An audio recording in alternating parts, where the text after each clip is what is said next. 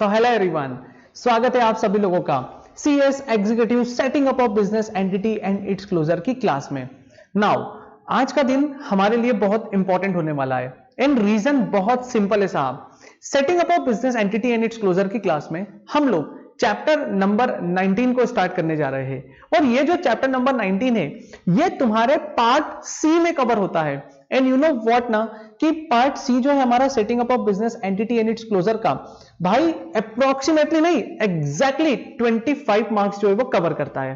तो 25 marks cover करने के लिए हमारे पास में setting up of business entity का पार्ट सी है और जिस पार्ट सी में as I earlier told you, पहले ही बोल चुका हूं भाई, हमारे पास में 3 चैप्टर है, chapter number 19, chapter number 20 and chapter number 21। तो ये 3 चैप्टर्स जो हमारे 25 नंबर कवर करेगा उसमें से सबसे पहला चैप्टर जो है that is your chapter number 19। इस चैप्टर नंबर 19 को हम लोग यहां पर स्टार्ट करने वाले हैं। बोले सर इस चैप्टर नंबर 19 का नाम क्या है? भाई तुम सभी को पता है चैप्टर नंबर 19 का नाम क्या है। इसका नेम है भाई डोरमेंट कंपनी। कौन सी कंपनी? Dormant company. ठीक है, पहले एक बेसिक पूरा की पूरा एक बेसिक रोड मैप तैयार कर लो। पहले हम लोग जो डिस्कशन करेंगे वो एक पूरा की पूरा बेसिक रोड मैप पे रहेगा। मतलब हम लोग हमारे माइंड को ये इंडिकेशंस दे रहे हैं, ये सिग्नल दे रहे हैं भाई कि जो जो डिस्कशन अब हम लोग आगे आने वाली 2-3 क्लास में करने वाले हैं जिसमें ये पूरा की पूरा चैप्टर कंप्लीट होगा भाई, उसके लिए हम लोगों को तैयार हो जाना है। तो देखिए साहब, फर्स्ट ऑफ ऑल हम लोग जो डिस्कशन करेंगे वो करने वाले हैं भाई डोरमेंट कंपनी के रिस्पेक्ट में। अब काफी सारे बच्चों का एक क्वेश्चन आएगा, sir what do you mean by dormant company? अरे भाई व्हाट डू यू मीन मतलब क्या? जो मैं जानता हूं वो मैं तुमको बताऊंगा कि डोरमेंट कंपनी का एग्जैक्ट मीनिंग क्या होता है, समझने की कोशिश करना। ठीक है, कंपनीज एक्ट 2013, एक एक बात को ध्यान से सुनना प्लीज, मैं रिक्वेस्ट कर रहा हूं। मैं जनरली तुम लोगों से कभी रिक्वेस्ट नहीं करता हूं क्योंकि तुम लोग ऐसे बहुत अच्छे बच्चे हो, मेरी सारी बातें सुन लेते हो, तो मुझे कभी रिक्वेस्ट करने की जरूरत नहीं पड़ती है। बट अभी रिक्वेस्ट कर रहा हूं, ध्यान से सुनना एक एक बातों को। भाई कंपनीज एक्ट 2013 का जो सेक्शन नंबर 455 है ना, 455, वो सेक्शन क्या बात करता है भाई कि अभी जो नया कंपनीज एक्ट इंट्रोड्यूस हुआ था, पहले ये डोरमेंट कंपनी का कॉन्सेप्ट नहीं था हमारे पास में, लेकिन अभी जो नया कंपनीज एक्ट 2013 में जो इंट्रोड्यूस हुआ है वहां पे बोला गया है भाई कि डोरमेंट कंपनी एक ऐसी कंपनी होती है जो कि अपने फ्यूचर प्रोजेक्ट्स के लिए भी क्या कर सकती है, इनकॉर्पोरेट हो सकती है। मतलब सुनना ध्यान से, अभी ऑनगोइंग कोई प्रोजेक्ट नहीं है, अभी ऑनगोइंग कोई भी एक्टिविटी नहीं है, सारी की सारी एक्टिविटीज कब होने वाली है? फ्यूचर में होने वाली है। तो उन्होंने क्या बोला कि भाई भले ही आपका बिजनेस एट प्रेजेंट नहीं है, अभी आप कोई भी बिजनेस नहीं करने वाले हो, लेकिन आप बिजनेस कब करोगे साहब? फ्यूचर में। तो कंपनीज एक्ट में, नए कंपनीज एक्ट में, कंपनीज एक्ट 2013 में एक कॉन्सेप्ट दिया गया था जहां पे बोला गया था कि भाई तुम लोग फ्यूचर प्रोजेक्ट्स के लिए भी क्या कर सकते हो, कंपनी को इनकॉर्पोरेट कर सकते हो।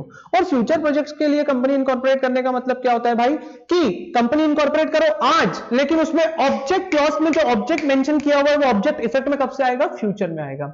तो सुनिए दोस्तों, भाई ऐसी कोई कंपनी जो आज इनकॉर्पोरेट हो रही है फॉर फ्यूचर वर्क, तो ऐसी कंपनी को हम लोग कौन सी कंपनी बोलते हैं? डोरमेंट कंपनी बोलते हैं। ये तो डोरमेंट कंपनी का मैंने तुम लोगों को एक पार्ट बताया। सेकेंड पार्ट ध्यान से सुनना, बहुत ध्यान से सुनना, एक एक चीजें मैं लिख कर भी तुम लोगों को क्लियर करवा दूंगा, लेकिन अभी you have to understand in proper manner, बहुत फोकस से सुनना पड़ेगा तुम लोगों को। सेकेंड चीज क्या होती है कि भाई earlier it was active company. चलो हम लोग कोई भी एग्जांपल ले लेते हैं यार, हम लोग एग्जांपल ले लेते हैं भारतीय एयरटेल का, हम लोग एग्जांपल ले लेते हैं रिलायंस का। ठीक है, ये भी एक्टिव कंपनी है, लेकिन यू नो व्हाट, ये कुछ ऐसी एक्टिविटी परफॉर्म कर देते हैं, कुछ ऐसे काम कर देते हैं, ठीक है, कुछ ऐसा नॉन कंप्लायंस कर देते हैं भाई, जिसकी वजह से ये एक्टिव होते हुए भी कौन सी कंपनी बन जाते हैं? इनएक्टिव कंपनी बन जाते हैं। एक्टिव होते हुए कौन सी कंपनी बन जाते हैं? इनएक्टिव कंपनी बन जाते हैं। और इनएक्टिव कंपनी बनने के साथ साथ एक और इंपॉर्टेंट वर्ड बोल रहा हूं मैं, ये लोग कोई भी सिग्निफिकेंट अकाउंटिंग ट्रांजैक्शंस नहीं करते हैं। क्या बोल रहा हूं मैं? कोई भी सिग्निफिकेंट अकाउंटिंग ट्रांजैक्शंस नहीं करते। तो जब ये लोग कोई भी सिग्निफिकेंट अकाउंटिंग ट्रांजैक्शंस नहीं करते हैं ना, तो भी इस टाइप की कंपनीज को हम लोग इनएक्टिव कंपनी बोल देंगे। Earlier it was active company, but अब हम इसको कौन सी कंपनी बोल देंगे? इनएक्टिव कंपनी बोल देंगे। And inactive company is also termed as dormant company. हम लोग इसको फिर से क्या बोल देते हैं? डोरमेंट कंपनी बोल देते हैं। ठीक है, तो देखो ना, अब अपन एक बार ना इसको कंक्लूड करने की कोशिश करते हैं कि मैंने तुम लोगों को डोरमेंट कंपनी के रिस्पेक्ट में क्या क्या बोला है। ठीक है, कंक्लूड करने की कोशिश करते हैं। सबसे पहला पॉइंट नंबर 1, भाई डोरमेंट कंपनी वो कंपनी होती है जो कि फ्यूचर प्रोजेक्ट के लिए इनकॉर्पोरेट होती है। ठीक है, कहां पे इनकॉर्पोरेट होती है? Under section 455 of the companies act 2013। Companies act 2013 के सेक्शन नंबर 455 में जो है ये क्या होती है, इनकॉर्पोरेट होती है। 455 सेक्शन में जो है वो क्या होती है, इनकॉर्पोरेट होती है। ऐसी कंपनी को हम लोग कौन सी कंपनी बोलते हैं भाई, डोरमेंट कंपनी बोलते हैं। ठीक है, दो टाइप से डोरमेंट बन सकती है, या तो at the time of registration ही हम लोग आरओसी को इंटीमेट कर देंगे कि आरओसी जी हम लोग क्या करना चाहते हैं, यहां पर आरओसी जी हम लोग क्या करना चाहते हैं, यहां पर एक मिनट रुकिएगा। ठीक है, आरओसी जी हम लोग क्या करना चाहते हैं, यहां पर फ्यूचर प्रोजेक्ट्स के लिए कंपनी बनाना चाहते हैं, तो वो एक इनिशियल तरीका हो गया। Second, earlier it was active company, पहले ही एक्टिव कंपनी थी लेकिन अब क्या हो गई है भाई, डोरमेंट हो गई है। क्यों? क्योंकि कोई नॉन कंप्लायंस हो गया है। वो नॉन कंप्लायंस की लिस्ट में भी आप लोगों के सामने यहां पर एक्सप्लेन करूंगा। तो इस टाइप की कंपनी को हम लोग कौन सी कंपनी बोलते हैं भाई, डोरमेंट कंपनी बोलते हैं। ठीक है, पूरी की पूरी हमारी एक फिलोसॉफी यहां पर बन चुकी है। आइए फटाफट से देखते हैं हम लोग कि अल्टीमेटली डोरमेंट कंपनी के रिस्पेक्ट में हमारे नोट्स में क्या क्या बातें मेंशन की गई है। ठीक है, देखिए साहब, चैप्टर है आपके सामने डोरमेंट कंपनी, और ये डोरमेंट कंपनी के रिस्पेक्ट में यहां पे इन्होंने क्या बोला है, डोरमेंट कंपनी के रिस्पेक्ट में यहां पे इन्होंने क्या बोला है, देखिएगा आप ध्यान से।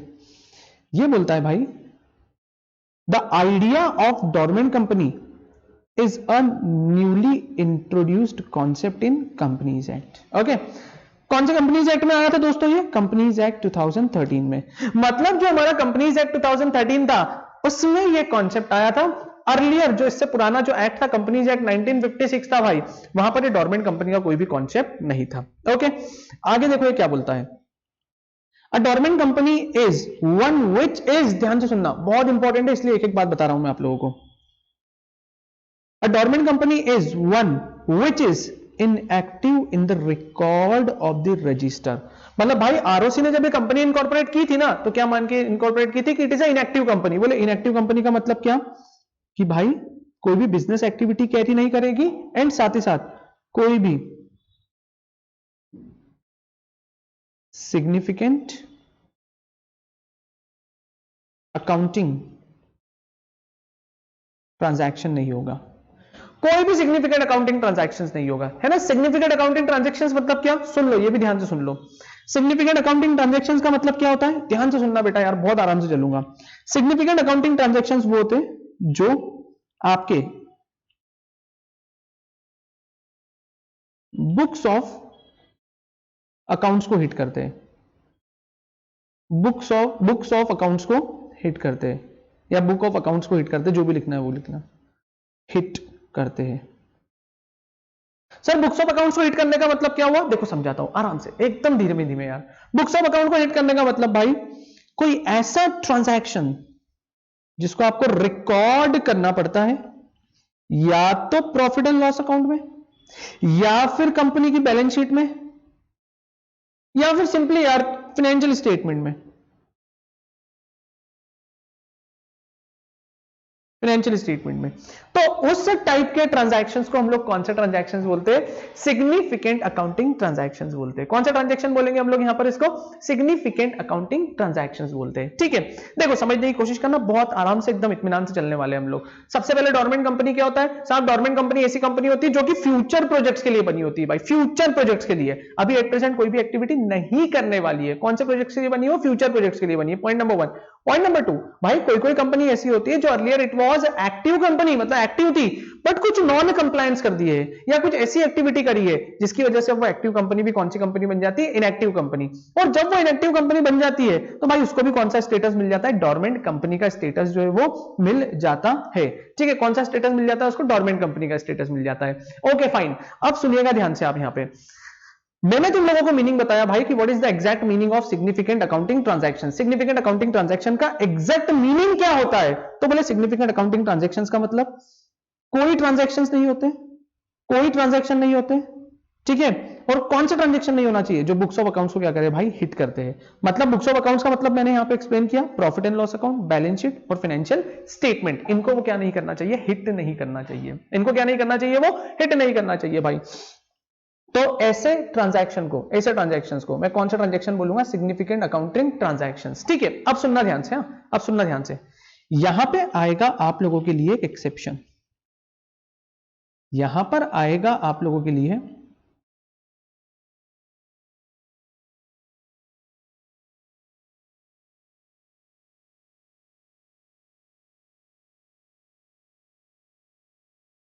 यहां पर आएगा आप लोगों के लिए एक एक्सेप्शन। मतलब एक एक्सेप्शन क्या मतलब, एक्सेप्शन आएगा, उस एक्सेप्शन के अंदर 3-4 पॉइंट लिखे रहेंगे। किसके रिस्पेक्ट में 3-4 पॉइंट लिखे रहेंगे भाई? सिग्निफिकेंट अकाउंटिंग ट्रांजैक्शंस नहीं होना चाहिए, लेकिन कुछ ट्रांजैक्शंस ऐसे हो सकते हैं डोरमेंट कंपनी के रिस्पेक्ट में जिनको हम लोग सिग्निफिकेंट अकाउंटिंग ट्रांजैक्शंस की डेफिनेशन में इंक्लूड नहीं करेंगे। मतलब देखो यार, सिंपल सी बात सुनो ना आप, इन्होंने क्या बोला है, dormant company means a company which is incorporated for future projects and which do not have any significant accounting transactions। उनके पास में कोई भी significant accounting transactions नहीं होता है। और बोले significant accounting transactions का मतलब क्या, बोले ऐसे transactions जो फाइनेंशियल स्टेटमेंट को अफेक्ट ना करे। और फाइनेंशियल स्टेटमेंट को अफेक्ट ना करे का मतलब क्या हुआ यार दोस्तों, बहुत सिंपल लैंग्वेज में लिखा हुआ है, P&L, बैलेंस शीट या सिंपली फाइनेंशियल स्टेटमेंट की जो डेफिनेशन आती है, जो मेंशन करी हुई है books of accounts and books and paper and books और पेपर वाले इसमें, तो वहां पे जो डेफिनेशन लिखी हुई है वो आपके बुक्स ऑफ अकाउंट्स को हिट नहीं करना चाहिए भाई। ऐसे ट्रांजैक्शन को मैं कौन सा ट्रांजैक्शन बोलता हूं, यहां पर सिग्निफिकेंट अकाउंटिंग ट्रांजैक्शंस बोलता हूं। पर कुछ ट्रांजैक्शंस ऐसे जो डेफिनेटली हिट करेंगे, डेफिनेटली हिट करेंगे। किसको हिट करेंगे? वो आपके फाइनेंशियल स्टेटमेंट को हिट करेंगे। किसको हिट करेंगे? वो फाइनेंशियल स्टेटमेंट को हिट करेंगे। पर फिर भी हम लोग उसको सिग्निफिकेंट अकाउंटिंग ट्रांजैक्शंस नहीं मानने वाले। आएगा भाई, आगे आएगा, हम लोग आगे आगे देखते हुए चलते हैं। नाउ सी, यहां पे इन्होंने क्या बोला है, आगे इन्होंने बोला है, ध्यान से देखिएगा आप लोग मेरे साथ साथ, inactive in the record of register and which is not carried out any business activity. और एक carried out any business activity का मतलब क्या हुआ भाई? सिग्निफिकेंट अकाउंटिंग ट्रांजैक्शन ही होता है। इसका मतलब क्या होता है दोस्तों? सिग्निफिकेंट अकाउंटिंग ट्रांजैक्शन ही होता है। ठीक है, आगे देखो इन्होंने क्या बोला है, आगे बोलते हैं, it has applied for the sorry फिर से, and has applied to the registrar of a company to change its status from active to dormant. कुछ कुछ कंपनीज ऐसी होती है जो अर्लियर इट वाज एक्टिव, लेकिन अब वो अपना स्टेटस चेंज करवा के कौन से स्टेटस में आना चाहती है? डोरमेंट स्टेटस में आना चाहती है। तो ये लोग भी ऐसी एक्टिविटीज परफॉर्म कर सकते हैं। सॉरी, नाउ नेक्स्ट, आगे क्या बोलते हैं, dormant company are known as inactive companies. Simple discussion हो रहा है। तो डोरमेंट कंपनी को हम लोग किस नाम से जानते हैं भाई? इनएक्टिव कंपनी के नाम से भी जानते हैं। डोरमेंट कंपनी को हम लोग किस नाम से जानते हैं? इनएक्टिव कंपनी के नाम से भी जाना जाता है। नाउ नेक्स्ट, आगे क्या बोलता है ये, आगे बोलता है ये, a dormant company offers excellent advantage to the promoter. किसको एडवांटेज देता है भाई? प्रमोटर को। who want to hold an assets or intellectual property under the corporate shield for its uses of a last stage। और एक बात बताओ क्या यार, अपन लोगों ने तो एक सेक्शन पढ़ा हुआ है, section number 9।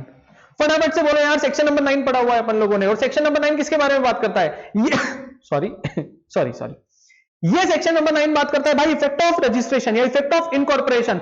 Once the company will get incorporated, तो वो क्या बन जाती है भाई? एक सेपरेट लीगल एंटिटी बन जाती है, अपने नेम से किसी भी कॉन्ट्रैक्ट में एंटर कर सकती है भाई, वो एसेट्स वगैरह होल्ड कर सकती है, सारी की सारी कॉन्ट्रैक्चुअल एबिलिटी उस कंपनी के ऊपर आ जाती है। तो भाई सिंपल सी बात है, सिंपल सी बात है, जैसे ही कंपनी इनकॉर्पोरेट हुई, भले फ्यूचर प्रोजेक्ट्स के लिए इनकॉर्पोरेट हुई है, लेकिन एसेट्स अपने नाम से एक्वायर कर सकती है। आईपीआर में क्या क्या आता है, सुनना ध्यान से, आईपीआर में क्या क्या आता है भाई? आईपीआर में आता है पेटेंट, ट्रेडमार्क, कॉपीराइट। वो भी क्या कर सकती है? वो अपने नाम से अक्वायर कर सकती है, वो अपने नाम से अक्वायर कर सकती है। ठीक है, नाउ नेक्स्ट, आगे इन्होंने बोला है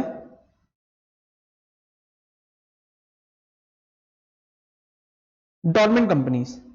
और डोरमेंट कंपनीज के लिए अब इन्होंने एग्जैक्ट मीनिंग यहां पे बताया है, where a company is formed and registered under this act for a future projects. Future projects मतलब आज रिसर्च वर्क चलने वाला है। आज क्या वर्क चलने वाला है भाई? रिसर्च वर्क चलेगा।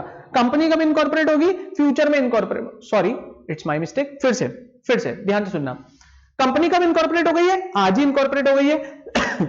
सॉरी यार, बहुत ज्यादा थ्रॉट प्रॉब्लम हो रहा है, बट स्टिल कोई बात नहीं, no problem, you have to manage थोड़ा सा, है ना भाई। कंपनी कब इनकॉर्पोरेट हो गई है? पहले ही इनकॉर्पोरेट हो गई है, लेकिन ऑपरेशन कब से स्टार्ट होंगे? बाद में, फ्यूचर में स्टार्ट होंगे। लेकिन हमने कंपनी क्यों इनकॉर्पोरेट कर ली है? बिकॉज जैसे ही कंपनी इनकॉर्पोरेट होती है ना, हम लोग क्या कर सकते हैं? कंपनी के नेम से रजिस्टर्ड एसेट्स परचेज कर सकते हैं, कंपनी के नेम से हम लोग आईपीआर ले सकते हैं, कंपनी अपने नेम से खुद किसी भी कॉन्ट्रैक्ट में क्या हो सकती है भाई? एंटर्ड हो सकती है। तो इन सारी चीजों के लिए भाई हम लोग क्या कर लेते हैं? पहले से ही कंपनी इनकॉर्पोरेट कर लेते हैं। तो ऐसी कंपनी को हम लोग क्या नाम देते हैं? यहाँ पे डोरमेंट कंपनी का नाम देते हैं। नाउ नेक्स्ट, इन्होंने आगे क्या बोला है, intellectual property rights and has no significant accounting transactions। ठीक है, सच अ कंपनी, मतलब इस कंपनी के कोई भी सिग्निफिकेंट अकाउंटिंग ट्रांजैक्शंस नहीं होते। इस कंपनी के कोई भी सिग्निफिकेंट अकाउंटिंग ट्रांजैक्शंस जो है वो नहीं होते साहब, ठीक है, कोई भी सिग्निफिकेंट अकाउंटिंग ट्रांजैक्शंस जो है वो नहीं होते। An inactive company may make an application to the registrar in such a manner as they may be prescribed for obtaining the status of dormant company। मतलब इन्होंने क्या बोला भाई कि जैसे अपन लोग बोलते थे कि पहले कोई कंपनी ऑनगोइंग है, ऑलरेडी काम कर रही थी, लेकिन अब उसने काम करना बंद कर दिया, अब वो डॉर्मेंट कंपनी का स्टेटस लेना चाहती है, तो फिर उस एक्टिव कंपनी को क्या करना पड़ेगा भाई, रजिस्ट्रार को इंटीमेट करना पड़ेगा, और वो एक्टिव कंपनी किसमें कन्वर्ट होगी, इनएक्टिव में। And inactive company is also termed as, वो inactive company is also termed as क्या, डॉर्मेंट कंपनी। उसको हम लोग क्या बोलेंगे वहां पे, डॉर्मेंट कंपनी बोलेंगे, ठीक है। अब मैं आता हूं तुम लोगों के सामने मेन स्क्रीन पे, और सुनिएगा साहब, ध्यान से सुनिएगा। मान लीजिए कि मुझे एक कंपनी इनकॉर्पोरेट करनी है, क्यों, क्योंकि मैं एक बिजनेस करना चाहता हूं, मैं एक रिसर्च कर रहा हूं साहब। कौन सा रिसर्च कर रहा हूं, मैं ना एक टैबलेट बनाना चाहता हूं, एक ऐसी टैबलेट बनाना चाहता हूं भाई जो एक टैबलेट लेने पे ही तीनों काम करते। कौन सी एक टैबलेट लेने पे तीनों काम करते, सुनना ध्यान से यार। अभी तक क्या होता है, जब भी ना कोल्ड इधर होता है भाई, जब भी कोल्ड, कफ और हेडेक होता है ना, तो भाई एक टेबलेट से काम नहीं होता है, हमको ना एटलीस्ट 2 टेबलेट लेनी पड़ती है, 2 टेबलेट लेनी पड़ती है, ठीक है। और यदि उसके साथ में एंटीबायोटिक देती है तो 3 टेबलेट लेनी पड़ती है, एक कोल्ड कफ के लिए अलग होती है, ठीक है, एक हेडेक के लिए अलग होती है, और इन दोनों टेबलेट से हमारी बॉडीज में जो भी प्रॉब्लम हो गई है तो हम लोग उसके लिए क्या लेते हैं, फिर वहां पर एंटीबायोटिक लेते हैं। एंटीबायोटिक मतलब वो ना आपकी टेम्परेरी एक बॉडी एंटीबॉडीज डेवलप कर देती है आपकी बॉडी में, ठीक है। तो हमको जनरली ना 2 टेबलेट लेनी पड़ती है मिनिमम साइड पे। अब मैंने क्या बोला, क्या कंपनी सेक्रेटरी हूं, पढ़ाना जानता हूं, प्रैक्टिस करता हूं, यार एक काम करते हैं यार, कुछ रिसर्च भी करते हैं। मैंने क्या किया, अपने 2-3 दोस्तों के साथ में मिलकर एक रिसर्च करना स्टार्ट कर दी, और मैंने बोला यार क्या ऐसी पॉसिबिलिटी है कि जब भी कोल्ड कफ और हेडेक होगा तो उसके लिए केवल और केवल आपको एक टेबलेट लेनी पड़े, ठीक है। ऐसे रिसर्च में जुट गया भाई मैं, और जब मैं ऐसे रिसर्च में जुट गया ना, तो मैंने बोला कि यार I want to acquire IPR, मुझे आईपीआर चाहिए। आईपीआर मतलब इंटेलेक्चुअल प्रॉपर्टी राइट लेना है, मुझे ट्रेडमार्क लेना है, मुझे पेटेंट लेना है, मुझे कॉपीराइट लेना है, व्हाटएवर बी द, यार मुझे आईपीआर लेना है, ठीक है। अब हुआ क्या, इसी बीच में ना मुझे रिसर्च करने के लिए कुछ एसेट्स भी परचेस करनी थी, तो मैंने क्या किया पता है, एसेट्स किसके नाम से ले ली, एक कंपनी के नाम से, ठीक है। जो भी आईपीआर लेना था वो आईपीआर किसके नाम से ले लिया, मैंने मेरी कंपनी के नाम से ले लिया। यार मैंने कंपनी तो बना ली, लेकिन मेरी कंपनी कैसी अभी इनएक्टिव है, कोई भी सिग्निफिकेंट अकाउंटिंग ट्रांजैक्शन जो है वो यहां पर नहीं हो रहे हैं भाई। तो जनरली यदि हम लोग जनरल लॉजिक से देखें तो यार एक सेक्शन होता है, यार एक सेक्शन होता है, कौन सा सेक्शन, देखो यहीं पर देखना तुम लोग, एक सेक्शन होता है,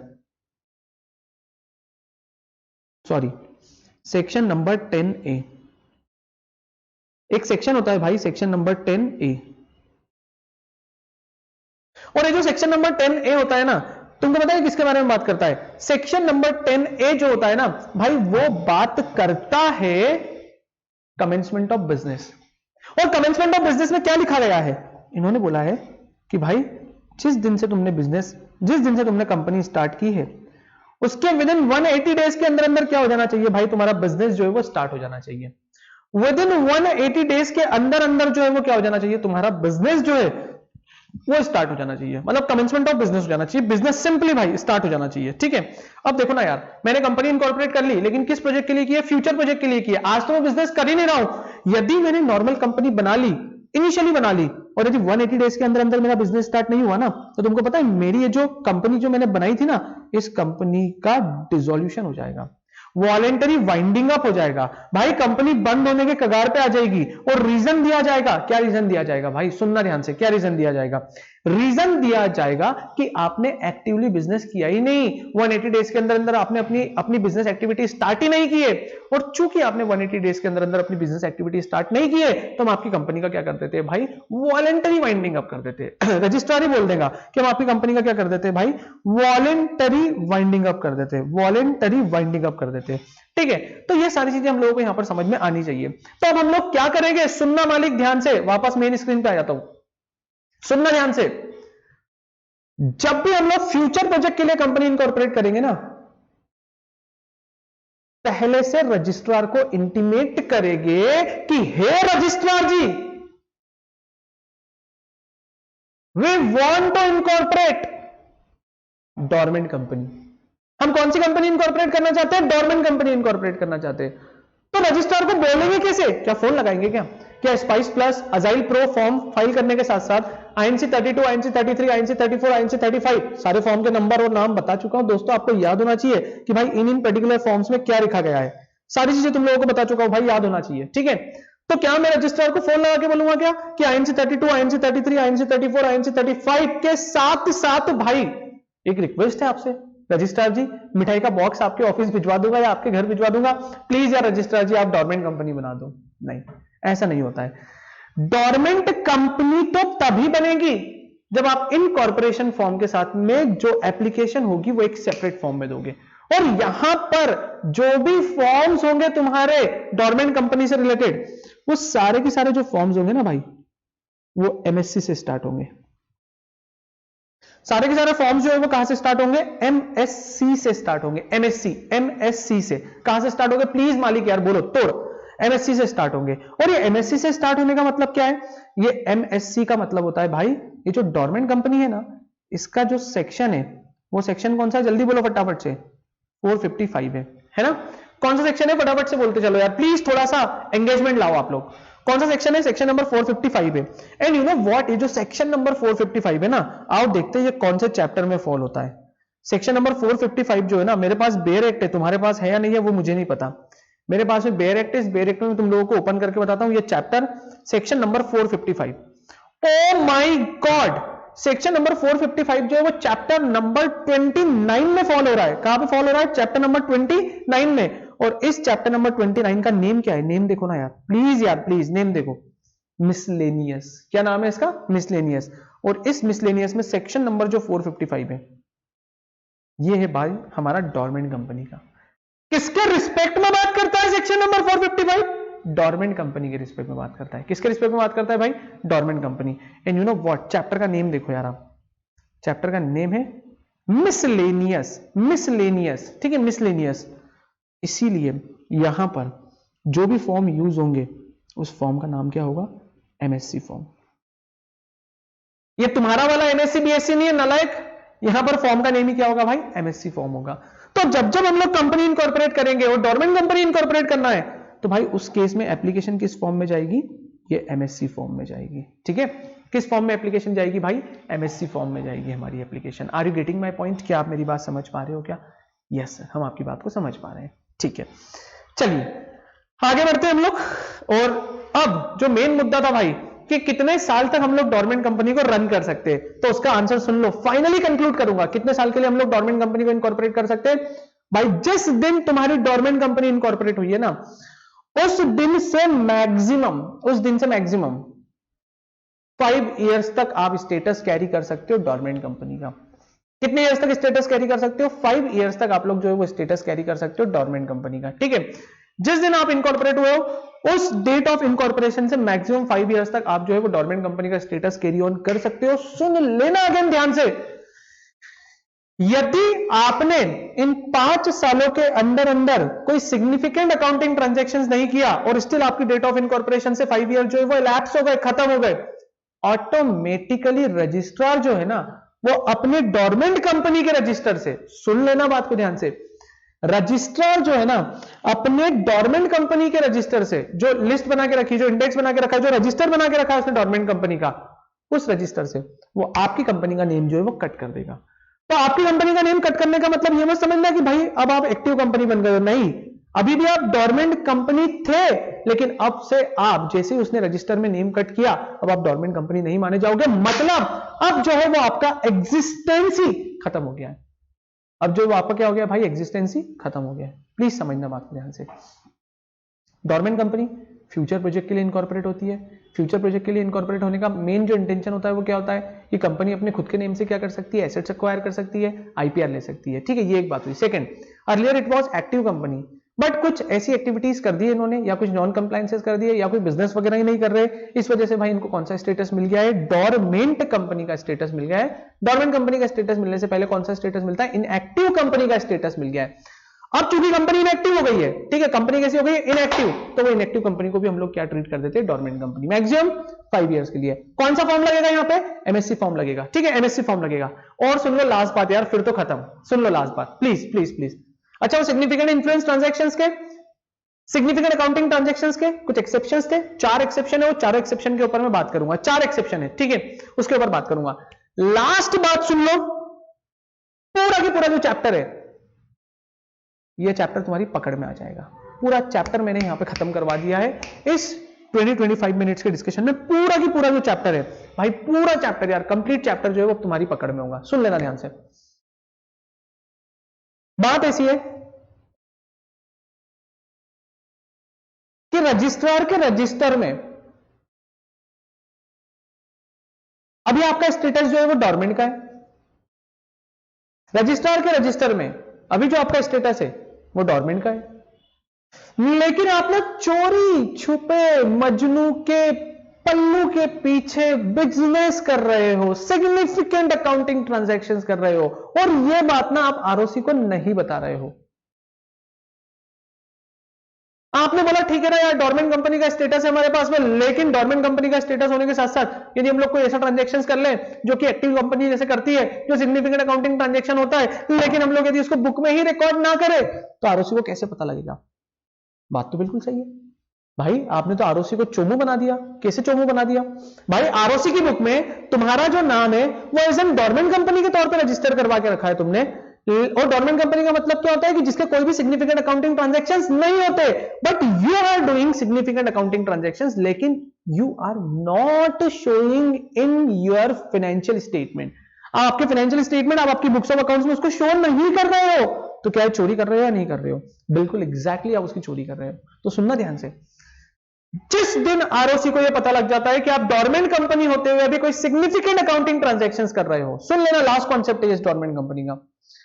यदि आरओसी को लगता है कि भाई तुम लोग डोरमेंट कंपनी होने के बावजूद भी कोई सिग्निफिकेंट अकाउंटिंग ट्रांजैक्शंस कर रहे हो, सबसे पहले वो तुम्हारा स्टेटस चेंज करेगा। स्टेटस चेंज करने का मतलब क्या कि earlier you was in active company, but अब वो आपका स्टेटस चेंज करके डोरमेंट इनएक्टिव से कौन सा कर देगा, एक्टिव कंपनी का स्टेटस कर देगा। ठीक है, सबसे पहली चीज। सेकंड, भाई जो भी कंपनी के कार्यकर्ता लोग होंगे ना, कार्यकर्ता मतलब कौन, डायरेक्टर, उनको डायरेक्ट अंदर करेगा। डायरेक्टर का मतलब क्या होता है, डायरेक्ट अंदर, तो वो उनको क्या करेगा भाई, वहां पर डायरेक्ट अंदर करेगा, है ना। समझने की बात है, बहुत इंपॉर्टेंट बात है, you have to understand properly, ठीक है।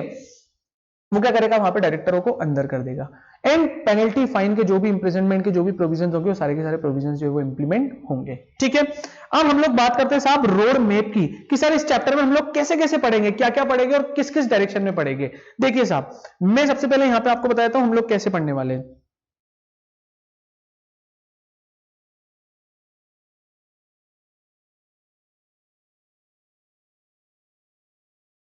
डोरमेंट कंपनी, थोड़ा फॉन्ट साइज भी बढ़ा लेते हैं अपन लोग, घर की बात है। डोरमेंट कंपनी, डोरमेंट कंपनी में सबसे पहले हम लोग पढ़ेंगे इसका basic meaning. Okay, basic meaning क्या होता है। सेकेंड हम लोग पढ़ेंगे what do you mean bye significant accounting transaction.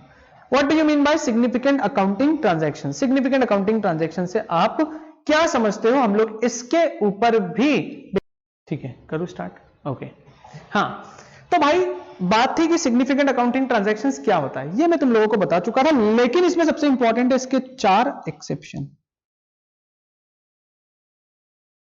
4 exceptions. इसके 4 एक्सेप्शंस बहुत इंपॉर्टेंट है। देखो, सिग्निफिकेंट अकाउंटिंग ट्रांजैक्शन की डेफिनेशन तुम लोगों को यहां पर नहीं मिलेगी, लेकिन as I earlier told you कि सिग्निफिकेंट अकाउंटिंग ट्रांजैक्शंस ऐसा ट्रांजैक्शन होता है जो आपके फाइनेंशियल स्टेटमेंट को अफेक्ट नहीं करता है। ठीक है, थर्ड जो पढ़ना है हम लोगों को, how to incorporate DC under section 455। Under section 455 हम लोग कैसे इनकॉर्पोरेट करेंगे डोरमेंट कंपनी को अंडर सेक्शन 455। फिर जो समझने वाली बात है वो है मीनिंग ऑफ, ऐसा लिखो आप लोग,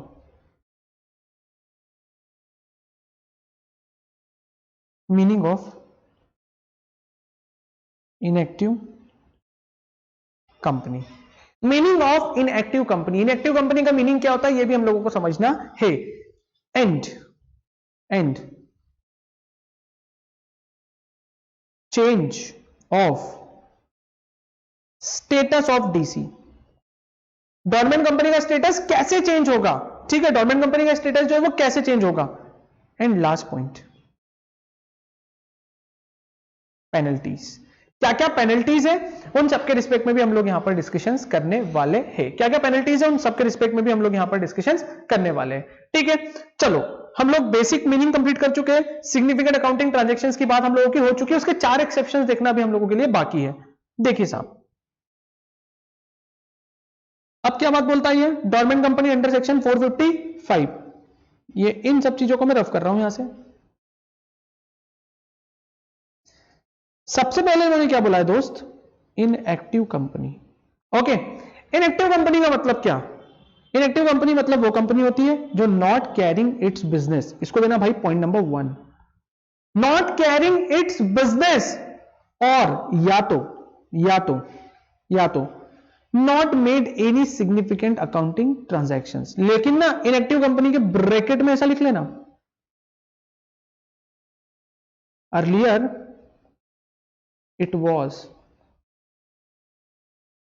active company, earlier it was active company, मतलब पहले ही एक्टिव कंपनी थी भाई, अब कौन सी कंपनी बन गई है, इनएक्टिव। और इनएक्टिव कैसे बनेगी उसके पीछे यहां पे रीजन दिए हुए इन्होंने, क्या रीजन दिए हुए भाई, रीजन देखो तुम लोग यहां पे, नॉट केयरिंग इट्स बिजनेस और not made any significant accounting transaction in the last 2 financial year, last 2 financial year, last 2 financial year से इस तरीके की इन्होंने कोई भी एक्टिविटीज वगैरह परफॉर्म नहीं की है, तो इसलिए हम लोग इनको क्या बोल देंगे यहां पर, डोरमेंट कंपनी। क्या बोल देंगे हम लोग इनको, डोरमेंट कंपनी, ठीक है। आगे तो डोरमेंट कंपनी को इनएक्टिव बोलो ना, अरे ठीक है इनएक्टिव बोल लो भाई, आगे चल के हम लोग इसको किसमें कन्वर्ट करेंगे, डोरमेंट में ही कन्वर्ट करने वाले, ठीक है। चलो अभी for your understanding, for your ego satisfaction, भाई क्या बोल देंगे हम लोग इसको, inactive company. Now next, inactive company मतलब देखो जो बात इन्होंने डायग्राम में बताई वो बात अलग से भी हम लोगों ने यहां पे मेंशन कर दी है।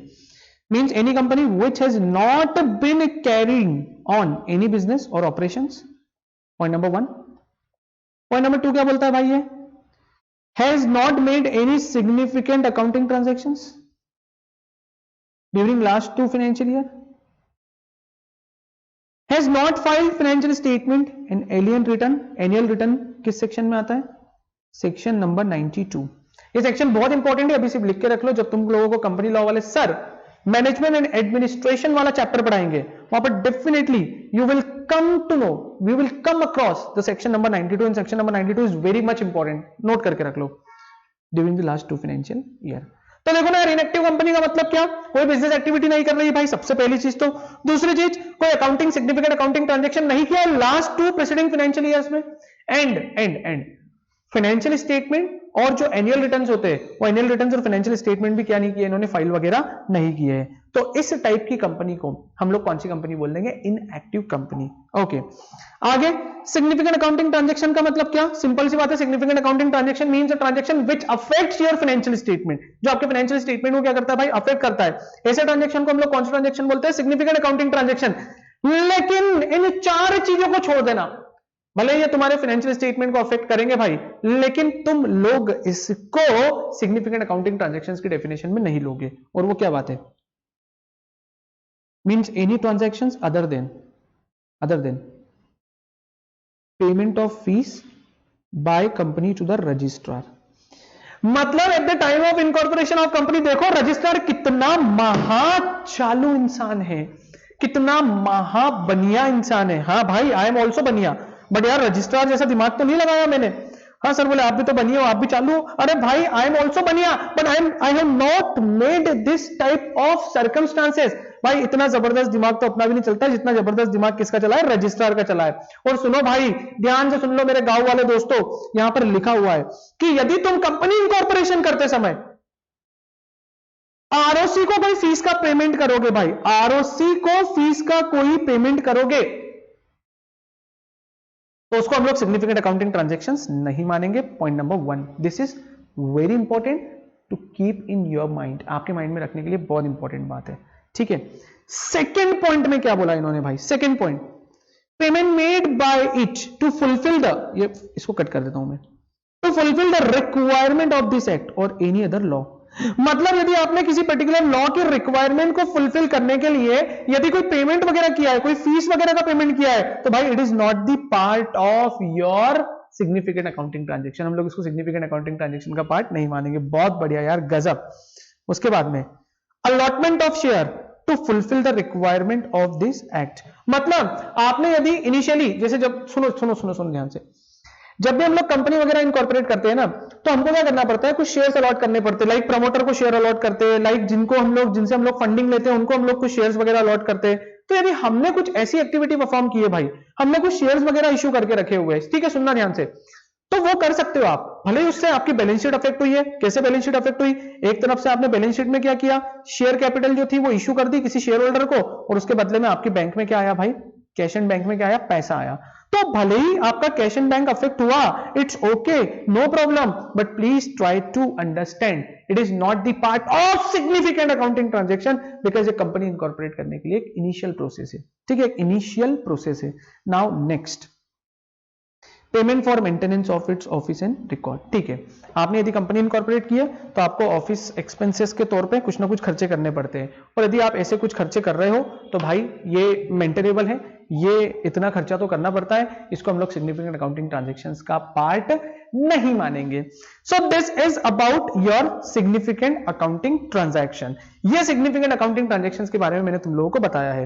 और देखो यार, साथ ही साथ हम लोगों ने ना अभी तक इस चैप्टर में एक बेसिक फिलोसॉफी समझी कि ये चैप्टर किस डायरेक्शन में जाने वाला है, बेसिक मीनिंग समझा है अभी तक हम लोगों ने, ठीक है। उसी के साथ साथ हमको किन किन मुद्दों पर बात करनी है, वो मुद्दे हम लोगों ने यहां पे प्रॉपर्ली नोट डाउन करके रख लिए हैं। नेक्स्ट लेक्चर में मैं तुम्हारे सामने आने वाला हूं, जहां पर मैं बात करूंगा भाई आगे की further declaration as dormant company. जब भी डोरमेंट कंपनी इनकॉर्पोरेट होगी उसको क्या क्या डिक्लेरेशंस देने हैं, ये बहुत इंपॉर्टेंट पॉइंट हो जाता है हमारे लिए, जिसको हम लोग डिटेल में डिस्कस करेंगे। एग्जामिनेशन पॉइंट ऑफ व्यू से भी बहुत इंपॉर्टेंट है। फिर उसके बाद में बात होगी भाई condition for obtaining the status of dormant company. Dormant company का स्टेटस कब, क्या, कैसे ऑब्टेन करोगे, तो ये डिस्कशन हम लोग ना जनरली जो हमारा नेक्स्ट वीडियो होने वाला है उस नेक्स्ट वीडियो में करेंगे। लेकिन प्लीज प्लीज प्लीज मेरी आप लोगों से एक विनती है, एक रिक्वेस्ट है कि भाई नेक्स्ट लेक्चर देखने से पहले जितना इस लेक्चर में मैंने तुम लोगों को कॉन्सेप्चुअल क्लैरिटी देने की कोशिश की है उसको पूरा की पूरा तुम लोगों को कंप्लीट करना पड़ेगा। और यदि कोई भी डाउट है भाई तो प्लीज आप डाउट मेरे से पूछ सकते हो, I am always available for you. तो हम लोग मिलते हैं नेक्स्ट लेक्चर में, जहां पे हम लोग आगे की कहानी किससे और लिखेंगे, एक नया इतिहास बनाएंगे। तब तक के लिए टेक केयर गाइस। तो स्वागत है दोस्तों आप सभी लोगों का setting up of business entity and its closure की क्लास में। प्रीवियस लेक्चर जो हम लोगों का हुआ था वो था डोरमेंट कंपनी के बेसिक्स के ऊपर, और बेसिक्स के साथ साथ हम लोगों ने कुछ इंपॉर्टेंट कॉन्सेप्ट्स को कवर किया था। नाउ अब इस लेक्चर में हम लोग जो आगे की प्रोसीजरल रिक्वायरमेंट है उन प्रोसीजरल रिक्वायरमेंट को यहां पर वन ऑन वन बेसिस पे डिस्कस करेंगे। And one on one basis पे प्रोसीजरल रिक्वायरमेंट को डिस्कस करने के साथ साथ एग्जामिनेशन पॉइंट ऑफ व्यू से कौन कौन से पॉइंट्स हम लोगों को ध्यान रखना है उन सारे पॉइंट्स के ऊपर हम लोग बात करने वाले हैं। तो मैं आपका दोस्त CS Gaurav Maheshwari dormant company chapter number 19 के ऊपर सेकंड वीडियो लेके आया हूं। देखते हैं, चलते हैं हमारी मेन स्क्रीन पे, जहां पे हम लोग कुछ बात करने वाले हैं भाई डिक्लेरेशन से रिलेटेड। तो स्टार्ट करते हैं आज के इस धमाकेदार लेक्चर को, जहां पे मैं तुम लोगों के साथ में डिस्कशन करने वाला हूं भाई कि जब भी तुम लोग डोरमेंट कंपनी को इनकॉर्पोरेट करोगे तो तुम्हें क्या क्या डिक्लेरेशन देने पड़ेंगे, या in fact we have to say कि डिक्लेरेशन एज डोरमेंट कंपनी मतलब कब कब किन किन केसेस में डोरमेंट कंपनी डिक्लेयर किए जाओगे। मतलब इन केसेस में you will be treated as DC. You will be treated as DC. In particular cases में भाई आप डीसी माने जाओगे। डीसी का मतलब क्या होता है, डोरमेंट कंपनी माने जाओगे, डोरमेंट कंपनी, ठीक है। इन पर्टिकुलर केसेस में आप क्या माने जाओगे भाई, डोरमेंट कंपनी माने जाओगे, ठीक है। सबसे पहले भाई मुझे फ्यूचर प्रोजेक्ट्स के लिए कोई कंपनी इनकॉर्पोरेट करना है। I want to incorporate company for future projects, for some future project. तो मुझे क्या करना पड़ेगा, एक एप्लीकेशन देनी पड़ेगी। देखो ध्यान से पढ़ना, हाँ प्लीज। अब सारी की सारी चीजें बहुत इंपॉर्टेंट है। ऑल्दो जिन बच्चों ने प्रीवियस लेक्चर देख के रखा है, इस चैप्टर का फर्स्ट लेक्चर देख के रखा है, उनके लिए कोई भी डिफिकल्टीज नहीं होगी।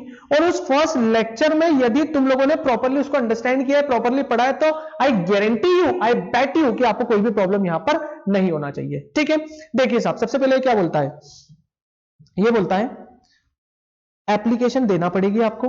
यदि मैं एक डोरमेंट कंपनी बनाना चाहता हूं तो I have to file application with ROC. ROC के पास एक एप्लीकेशन देनी पड़ेगी। उसमें क्या लिखना है, the ROC on consideration that the application shall be allow the status of a dormant company. जो आरओसी के पास मैंने एप्लीकेशन दी है और उस एप्लीकेशन को पढ़ने के बाद इफ आरओसी थिंक्स फिट, यदि आरओसी को लगता है कि हाँ भाई जाओ इस गरीब को क्या कर दे, डोरमेंट कंपनी का स्टेटस हम लोग ग्रांट कर देते, तो आरओसी क्या कर देगी, डोरमेंट कंपनी का स्टेटस जो है वो ग्रांट कर देगी। ठीक है, application and issue the certificate. सबसे पहले हम लोग क्या देंगे भाई, कंपनी क्या देगी, एप्लीकेशन। किसको देगी कंपनी एप्लीकेशन, आरओसी को। इफ आरओसी सेटिस्फाइड, यदि आरओसी सेटिस्फाइड है तो आरओसी का इशू कर देगा सर्टिफिकेट ऑफ इनकॉर्पोरेशन। और मजे की बात एक बताऊंगा तुम लोगों को, यहां पर ये जो एप्लीकेशन जाएगी ना, यहां पर ये जो एप्लीकेशन जाएगी ना, ये जाएगी भाई प्रिस्क्राइब्ड फॉर्म में। किसमें जाएगी ये एप्लीकेशन, प्रिस्क्राइब्ड फॉर्म में। और आरओसी जो सर्टिफिकेट ऑफ इनकॉर्पोरेशन इशू करेगा ना, वो भी किसमें इशू करेगा, एक प्रिस्क्राइब्ड फॉर्म में। किसमें इशू करेगा भाई, वो भी सर्टिफिकेट एक प्रिस्क्राइब्ड फॉर्म में इशू करेगा। मतलब दोनों ही तरफ से जो चीजें होगी वो किसमें होगी, प्रिस्क्राइब्ड फॉर्म में होगी। ठीक है, और प्रिस्क्राइब्ड फॉर्म कहां से स्टार्ट होगा, एमएससी से। ठीक है, पूरी माइंड मैपिंग यार, यू नो व्हाट लिखी हुई है, एक एक चीजें लिखी हुई है यार, लेकिन फिर भी best way is mind mapping. यदि हमारा माइंड मैपिंग प्रॉपर है तो हम लोगों को कोई भी किसी भी टाइप से कोई भी प्रॉब्लम नहीं होने वाला है। ठीक है, देखो साहब आगे इन्होंने क्या बोला है, ऑन डिफॉल्ट। यदि भाई कोई डिफॉल्ट किया है हमने, यदि कोई डिफॉल्ट कर दिया है हम लोगों ने यहां पर, तो उसकी सजा क्या होगी, क्या करना पड़ेगा उस डिफॉल्ट के लिए। If a company which has not filed financial statement और annual returns for 2 financial year consecutively. यार देखो ना, ऐसा कुछ लिखा हुआ था यहां पर, ये रहा, इस पर्टिकुलर पॉइंट को देखो, क्या लिखा हुआ था क्या यहां पे, अरे यार इस पर्टिकुलर पॉइंट में ये बात लिखी हुई थी ना, एग्जैक्टली वो इसी की बात कर रहा है। तो हमको बोलने की जरूरत है क्या, ये earlier it was active company, पहले वो कंपनी एक्टिव थी, लेकिन उसने कुछ ऐसी एक्टिविटीज कर दी है, और जब ऐसी एक्टिविटीज कर दी है तो automatically it will be treated as, कौन सी कंपनी मानी जाएगी भाई, कौन सी कंपनी मानी जाएगी, फटाफट से बोलो, कौन सी कंपनी मानी जाएगी, जल्दी से बोल दो यार। ऐसी कंपनी को हम लोग बोलेंगे इनएक्टिव कंपनी। कौन सी कंपनी बोलेंगे इसको हम लोग, इनएक्टिव कंपनी बोलेंगे। ठीक है, आगे नाउ नेक्स्ट, जो नेक्स्ट बात इन्होंने बोली है यहां पर, then the ROC shall issue a notice that a company and re-enter the name of such company in the register of maintenance and dormant company। क्यों, क्योंकि वो कंपनी कौन सी बन गई है, इनएक्टिव, और इनएक्टिव कंपनी को भी हम लोग कैसे ट्रीट करते हैं, लाइक अ डोरमेंट कंपनी। कैसे ट्रीट करते हैं हम लोग उसको, like a dormant company treat करते हैं। ठीक है, चलो आगे देखो साहब, स्ट्राइक ऑफ द नेम। कब स्ट्राइक ऑफ होगा, मतलब देखो स्ट्राइक ऑफ द नेम का मतलब समझो, मुझे मेन स्क्रीन पे आना पड़ेगा तुम लोगों के सामने। ये स्ट्राइक ऑफ द नेम का मतलब समझना कि भाई अर्लियर आपका नाम जो है वो डोरमेंट कंपनी के रजिस्टर में लिखा हुआ था, लेकिन अब हुआ क्या कि डोरमेंट कंपनी के नेम से, डोरमेंट कंपनी के रजिस्टर के नेम से अब आपका नाम हटा देंगे। उसके दो रीजन हो सकते हैं, सोचो यार क्या क्या दो रीजन हो सकते हैं। पहला रीजन, या तो जो 5 साल का ड्यूरेशन था वो पूरा खत्म हो गया है, तो भी हम लोग एक्टिव कंपनी नहीं बन पा रहे, तो भी हम लोग कोई सिग्निफिकेंट अकाउंटिंग ट्रांजैक्शंस नहीं कर पा रहे, रीजन नंबर 1। रीजन नंबर 2 क्या हो सकता है, रीजन नंबर 2 ये होगा भाई कि हम लोग दिखा रहे हैं कि हम लोग कोई सिग्निफिकेंट अकाउंटिंग ट्रांजैक्शंस नहीं कर रहे, लेकिन एक्चुअल में आरओसी ने हमारी चोरी पकड़ ली और बोला भाई तुम लोग सिग्निफिकेंट अकाउंटिंग ट्रांजैक्शंस कर रहे हो, इस तरीके से चोरी कर रहे हो, मैं तुम्हारा नेम जो है वो क्या कर दूंगा, यहां पर कट कर दूंगा। ठीक है, देखो यहां पे इन्होंने क्या बोला है। अच्छा, पर उस केस में बताओ ना यार, एक मिनट रुको मैं इधर आ रहा हूं, इस केस में बताओ ना यार, मान लो कि एक कंपनी थी XYZ,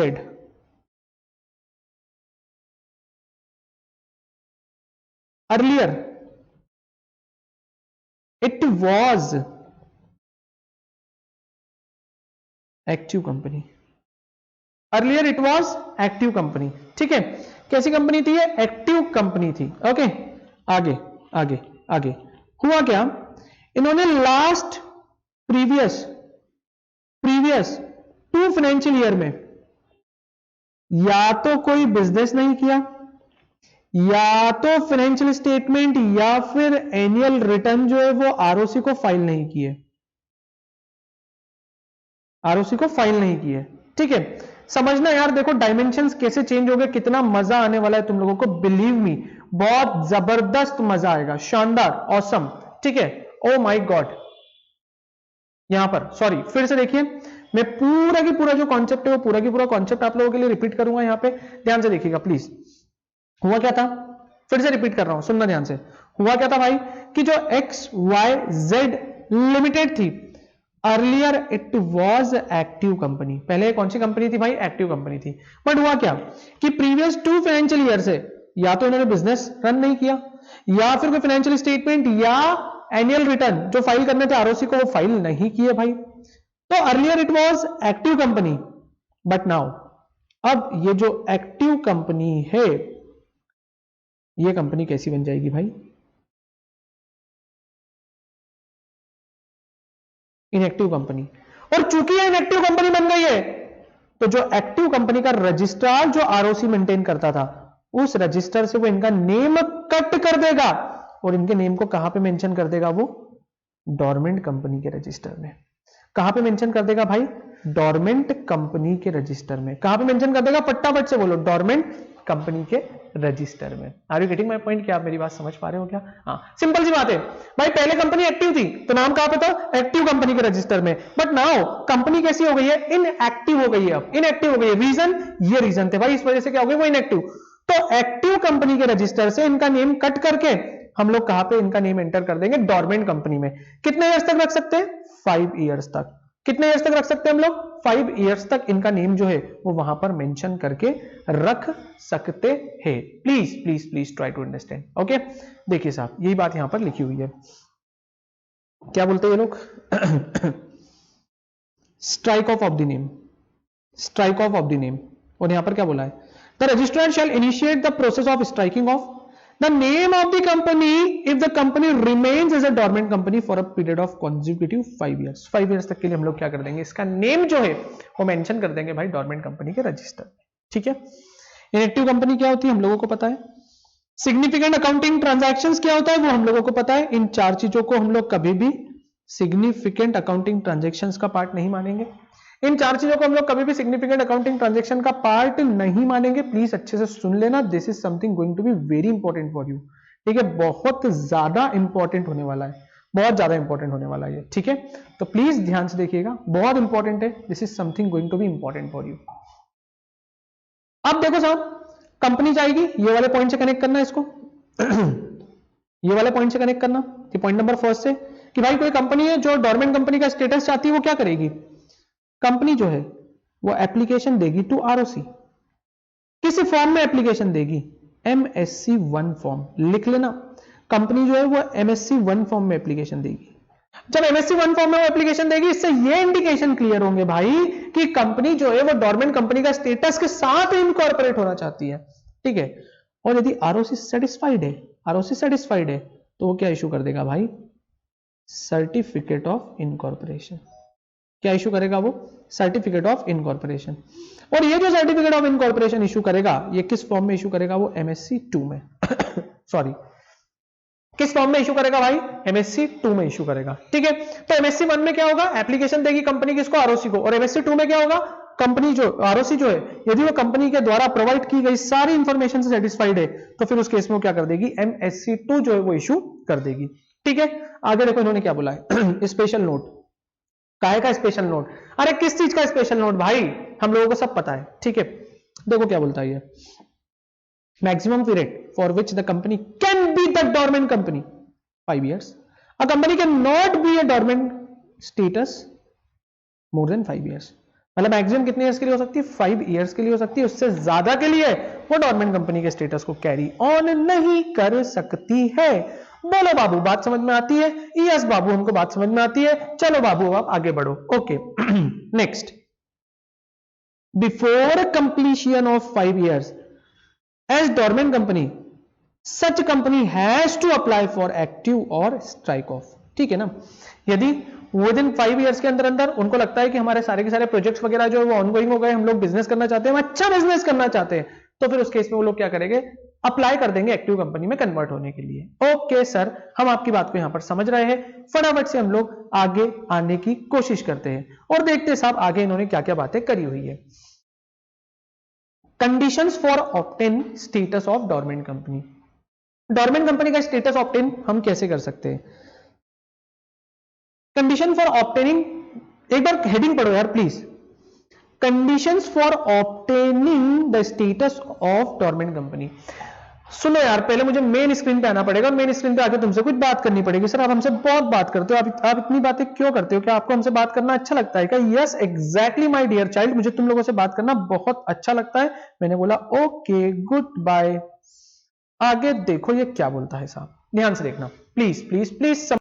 कर दो स्टार्ट, कोई प्रॉब्लम तो नहीं है? ठीक है, तो देखिए साहब, सबसे पहले हम लोगों को यह समझना पड़ेगा कि भाई जब भी हम लोग डोरमेंट कंपनी का स्टेटस लेने जाएंगे, जब भी हम लोग उनसे डिमांड करेंगे कि साहब हमको डोरमेंट कंपनी का स्टेटस चाहिए, अब बोले कौन कौन डिमांड कर सकता है? देखो दो लोग डिमांड कर सकते हैं, अरे दो लोग डिमांड कर सकते हैं, या तो एक न्यू बिल्कुल फ्रेश कंपनी हम लोगों को इनकॉर्पोरेट करना है। और फ्रेश कंपनी हम लोग कैसे इनकॉर्पोरेट करना चाहते हैं? Like a dormant company. हम लोग डोरमेंट कंपनी के जैसे क्या करना चाहते हैं? फ्रेश कंपनी को इनकॉर्पोरेट करना चाहते हैं। तो उस केस में हम लोग बिल्कुल न्यू फॉर्म फाइल करेंगे, पहली बार यदि कोई कंपनी इनकॉर्पोरेट हो रही है।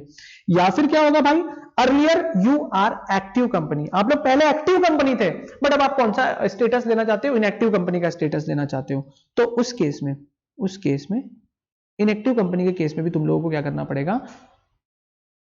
डोरमेंट कंपनी का स्टेटस ऑब्टेन करना पड़ेगा। और बोले डोरमेंट कंपनी का स्टेटस यदि कोई ऑब्टेन करना चाहता है तो उसको इन पर्टिकुलर कंडीशंस को फॉलो करना पड़ेगा। इन पर्टिकुलर कंडीशंस को क्या करना पड़ेगा? फॉलो करना पड़ेगा, फुलफिल करना पड़ेगा। एक मिनट, एक बार फिर से रिपीट कर देता हूं प्लीज। मैं वो स्क्रीन का थोड़ा सा प्रॉब्लम आ रहा है सर, बहुत ज्यादा प्रॉब्लम आ रहा है स्क्रीन का, बार बार ऐसी स्क्रीन चेंज मत करा करो। मैंने बोला ओके भाई sorry, it's my mistake, please यार पढ़ लो यहां पे ध्यान से। देखो साहब फिर से एक बार रिपीट कर देता हूं। Conditions for obtaining the status of dormant company, बोले कौन कौन डोरमेंट कंपनी का स्टेटस जो है वो ऑब्टेन कर सकता है, किन किन सर्कमस्टांसेस में, किन किन सिचुएशंस में डोरमेंट कंपनी का स्टेटस जो है हम लोग ऑब्टेन कर सकते हैं। देखो ये क्या बोलता है, सिंपल सी बात है। डोरमेंट कंपनी का स्टेटस दो लोग ऑब्टेन कर सकते हैं, या तो न्यू कि भाई मुझे डोरमेंट कंपनी इनकॉर्पोरेट करना है और मैं क्या कर रहा हूं? अप्लाई कर रहा हूं, फ्रेश अप्लाई कर रहा हूं, फ्रेश। ठीक है, सेकंड किसकी बात होती है भाई यहां पर? एक वो कंपनी होगी जो कि earlier it was active company, earlier it was active company, please मेरे साथ साथ बोलते हुए चलना। अर्लियर इट वाज कौन सी कंपनी थी? एक्टिव कंपनी थी, बट अब कौन सी कंपनी बन गई है? वो इनएक्टिव कंपनी बन गई। तो इनएक्टिव कंपनी को डोरमेंट का स्टेटस क्या करना पड़ेगा भाई? ऑब्टेन करना पड़ेगा। तो अब देखो कंडीशंस कितनी है, बेसिकली यहां पर ना 8 कंडीशंस दे रखी है, लेकिन हम लोग मानेंगे कि टोटल कंडीशंस कितनी है? 9। और वो 9th कंडीशन में लिख दूंगा लिस्टेड कंपनी। कौन सी कंडीशंस? 9th जो कंडीशंस रहेगी उस कंडीशन को मैं क्या लिख दूंगा यहां पर? लिस्टेड कंपनी का नाम दे दूंगा, लिस्टेड कंपनी। ठीक है, लिस्टेड कंपनी। नाउ देखो सबसे पहला क्या कंडीशन है? Not covered under section number 206 से लेके 229 तक, बोलते भी नहीं आ रहा है, नॉट कवर्ड अंडर 206 से लेके 229 तक। सर बोले ये सेक्शन किस चीज का है?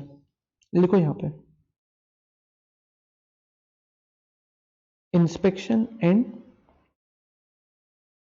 Inquiry, inspection and inquiry. Sir क्या बोलना चाहते हो? सुनो भाई, सबसे पहली कंडीशन ये कि जो डोरमेंट कंपनी का स्टेटस है ना, वो स्टेटस ऑब्टेन करने के लिए आपको कुछ कंडीशंस को फुलफिल करना पड़ेगा। और उस कंडीशन में सबसे पहली जो कंडीशन है, वो पहली कंडीशन कौन सी आ रही थी भाई? कि आप ना कंपनी लॉ के सेक्शन नंबर 206 से लेकर 229 के बीच में कवर नहीं होना चाहिए। सर सेक्शन नंबर 206 से लेकर 229 के बीच में कवर नहीं होने का मतलब क्या है? कि भाई आपकी कंपनी के अगेंस्ट में कोई इन्वेस्टिगेशन या इंक्वायरी का केस नहीं चलना चाहिए। कौन से केस की बात कर रहा हूं यारों में? कोई इन्वेस्टिगेशन या इंक्वायरी का केस नहीं चलना चाहिए। सर कोई इन्वेस्टिगेशन इंक्वायरी का केस नहीं चलना चाहिए, इट मींस व्हाट? सर यदि मान लीजिए, देखो वेरी गुड यार, क्या लॉजिकली बात करी आप लोगों ने, देखो very good, I appreciate your thoughts यार, भले ही करियो या नहीं करियो, आप लोगों को ऐसी दे रहा हूं, बत्ती दे रहा हूं मैं।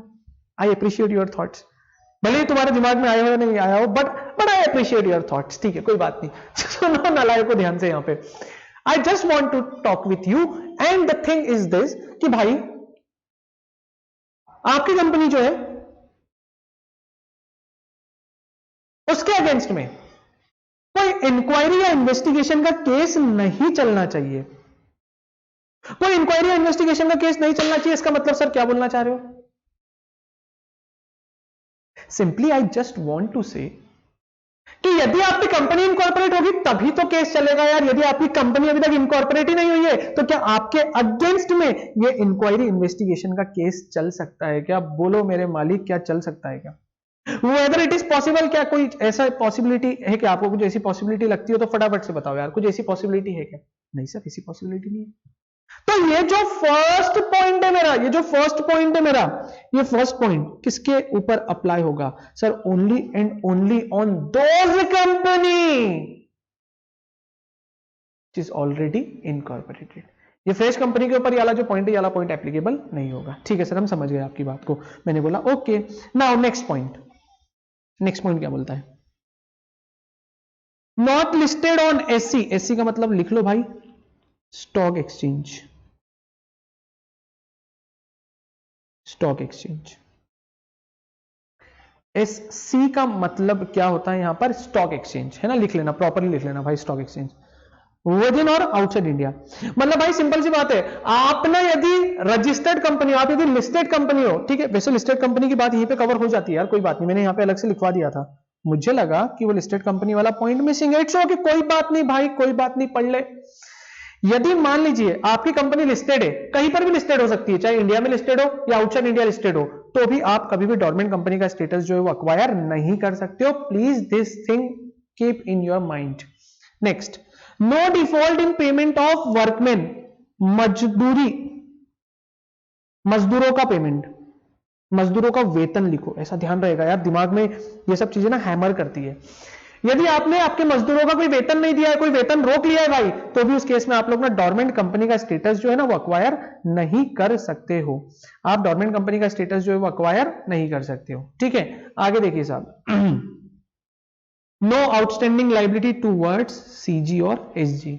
गवर्नमेंट को आपको किसी भी तरीके का कोई भी पेमेंट नहीं करना है भाई, सारी की सारी लाइबिलिटीज जो है वो प्री पोन्ड आप लोग पहले ही पे ऑफ कर चुके हो। यदि कोई आउटस्टैंडिंग अमाउंट है तो उस केस में आप डोरमेंट कंपनी का स्टेटस नहीं ले सकते हो। एक बात बताओ, लॉजिकली सोचो यार, दिमाग तुम्हारा भी चलता है एंड दिमाग मेरा भी चलता है। क्या बात कर रहे हो सर, आपका भी दिमाग चलता है? अरे तुम्हारी नालायक को, इधर आओ, बताता हूं मैं तुमको। ठीक है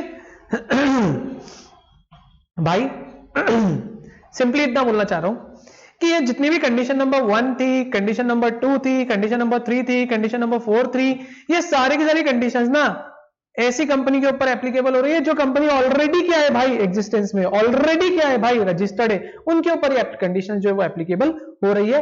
are you getting my point? क्या आप मेरी बात समझ पा रहे हो? क्या हाँ सर, हम आपकी बात को समझ पा रहे हैं, पर थोड़ा थोड़ा। मैंने बोला ओके, कोई बात नहीं। मतलब ये नई कंपनी के ऊपर ये कंडीशन जो है ना वो एप्लीकेबल नहीं हो रही है, नई कंपनी को ये कंडीशन फुलफिल करने की जरूरत नहीं है मेरे दोस्त। ओके सर, आगे बढ़ते हैं। Certificate confirming no ownership dispute in the management to be attached with MSc1। मतलब अर्लियर, अभी तक आप कैसी कंपनी हो भाई? एक्टिव कंपनी थे, अब आप इनएक्टिव कंपनी बन रहे हो या डोरमेंट कंपनी का स्टेटस देना चाहते हो, तो उन्होंने बोला भाई किसी भी केस में यदि आप स्टेटस देना चाहते हो आपको MSc1 फॉर्म के साथ में एक एनओसी लगानी पड़ेगी। एनओसी का मतलब क्या होता है? No objection certificate. लिख लेना कहीं पे जगह मिले तो। एनओसी का मतलब क्या होता है भाई? नो ऑब्जेक्शन सर्टिफिकेट लेना है। किससे? अपने मैनेजमेंट से। ठीक है, किसी भी टाइप के लोन का कोई भी डिफॉल्ट नहीं होना चाहिए और आउटस्टैंडिंग लोन नहीं होना चाहिए। तो बोले लोन कौन कौन सा हो सकता है?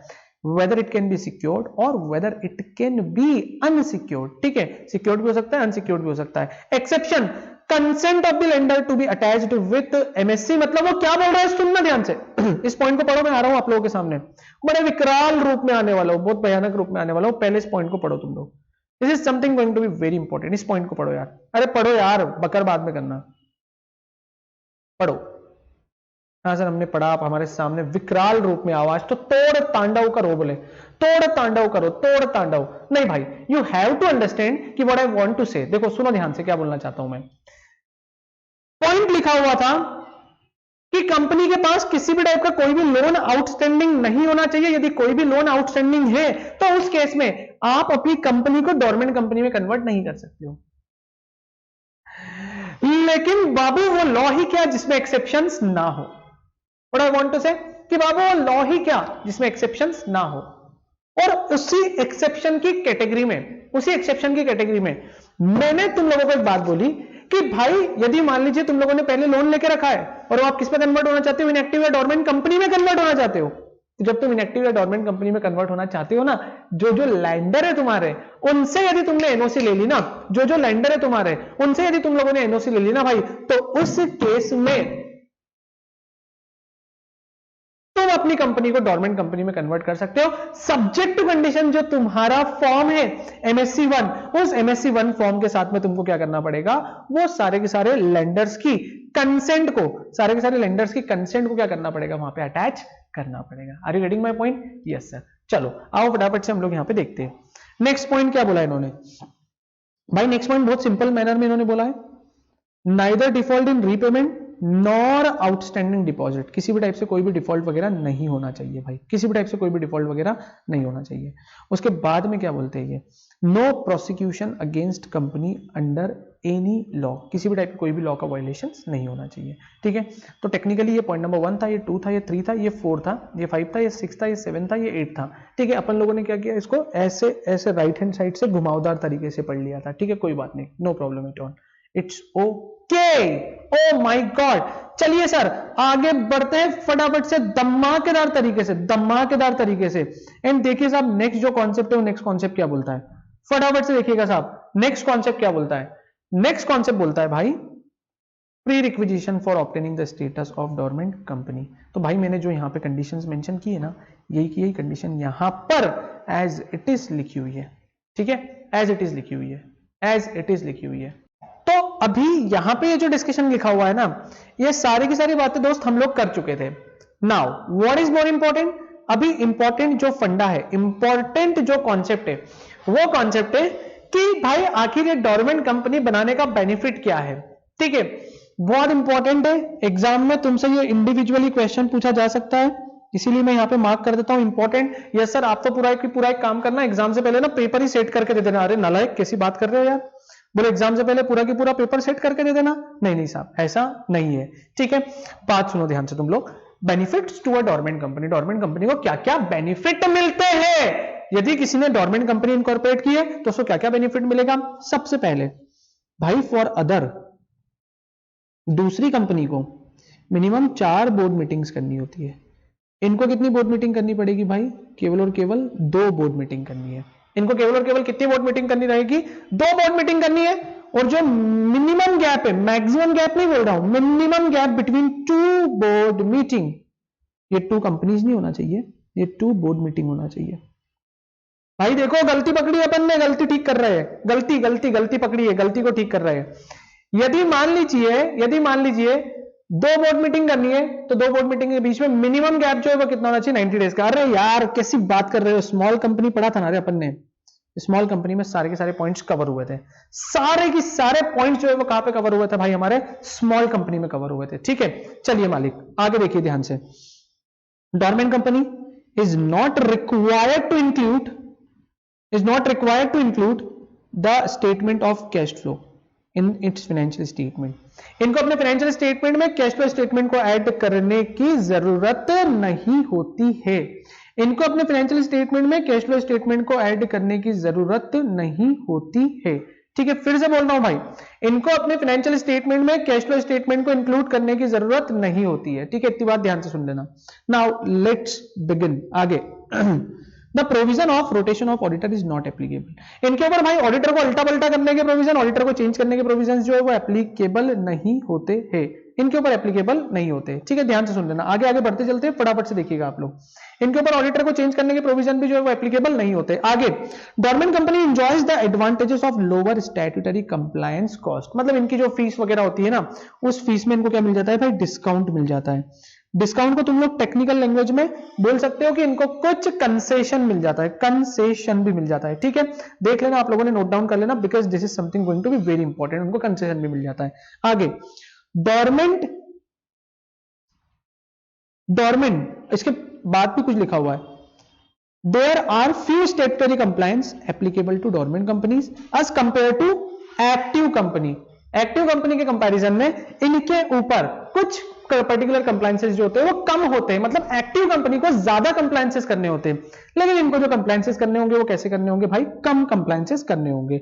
Now next, dormant status is an advantageous to promoter who wants to hold an intellectual property। भाई पहले ही डिस्कशन हो गया था यार हम लोगों का कि ये लोग क्या कर सकते हैं, इंटेलेक्चुअल प्रॉपर्टी वगैरह को भी होल्ड कर सकते हैं। अगेन एंड अगेन हम लोगों को ठीक है, बार बार ये सारी की सारी चीजें यहां पर रिकॉल करवाते रहते हैं। कोई बात नहीं, इट्स ओके, ठीक है।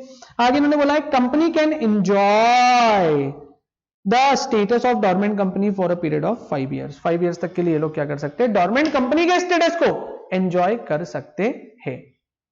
सो now this are the benefits to a dormant company. Dormant company को क्या होता है दोस्त, बेनिफिट्स होते हैं। अब देखो, अब जो टॉपिक बचा हुआ है हमारे पास में वो टॉपिक में क्या क्या पढ़ना है। सबसे पहला, compliance to be done by dormant company. Dormant company को कौन कौन से कंप्लायंसेस करने होते हैं। Second, procedure for obtaining the status of dormant company. Dormant company का स्टेटस ऑब्टेन करने के लिए हम लोगों को क्या क्या करना है।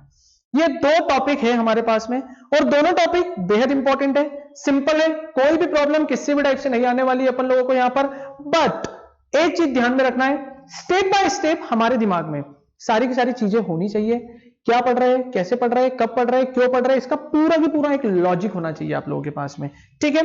आप लोग क्या करना कि ये जो जितने भी रेड कलर से मैंने यहां पे मार्क करके लिखे हुए ना, रेड कलर से मैंने यहां पे जितने भी मार्क करके लिखे हुए हैं सबको तुम लोग क्या करना, इसको पॉइंट्स दे देना है। लो यार मैं ही दे देता हूं आप लोगों के बिहाफ पे। This is your point number 1, this is your point number 2, this is your point number 3।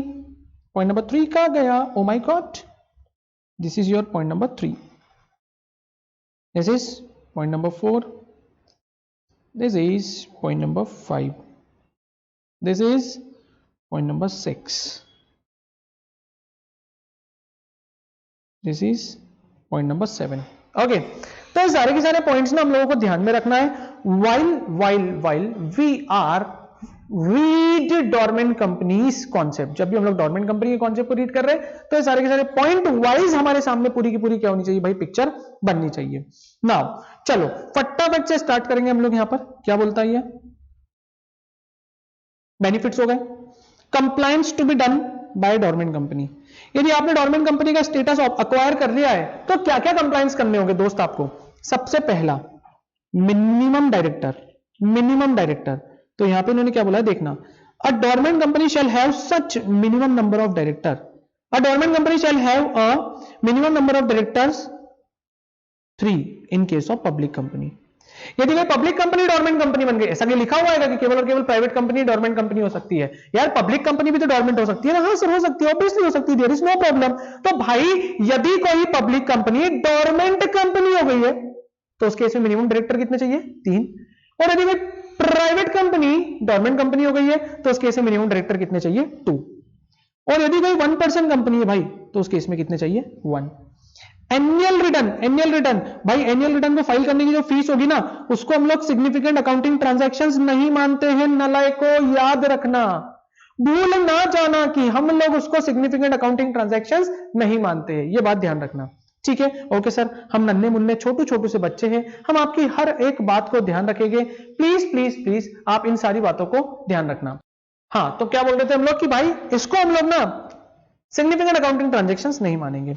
उसके बाद में कोई कैश फ्लो स्टेटमेंट बनाने की जरूरत नहीं है। बोर्ड मीटिंग भाई मिनिमम साल में 2 ही बोर्ड मीटिंग करना है, और वो भी 6 मंथ में एक बार करना है। और मिनिमम गैप है यहाँ पे, वो 90 डेज से कम नहीं होना चाहिए। एटलीस्ट 2 बोर्ड मीटिंग के बीच में क्या होना चाहिए, 90 डेज का गैप होना चाहिए, ठीक है। रोटेशन ऑफ ऑडिटर इनके ऊपर एप्लीकेबल नहीं होता है, ठीक है साहब। Return of allotment and directors detail in लोगों को फाइल करनी पड़ेगी।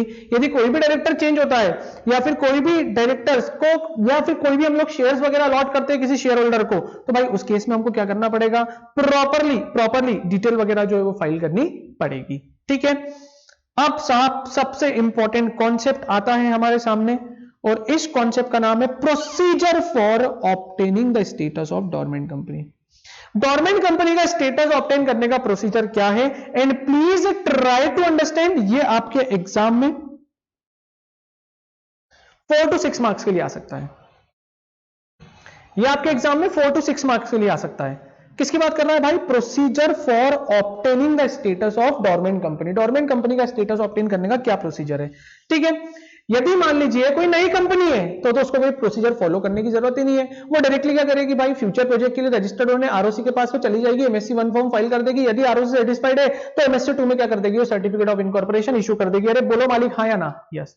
बट यदि मान लीजिए earlier it was active company but now it is inactive company, and inactive company wants to acquire the status of dormant company. Oh my god sir, क्या speed से बोलते हो आप भाई? जब कंटेंट अंदर से निकलता है ना तो ये अंदर की आग निकलती है, आग निकलती है, आग निकलती है। ठीक है। तो यदि कोई existing company, earlier it was active company but now recently it is inactive company भाई, तो उस केस में क्या करना होगा? Calling of board meeting and pass board resolution.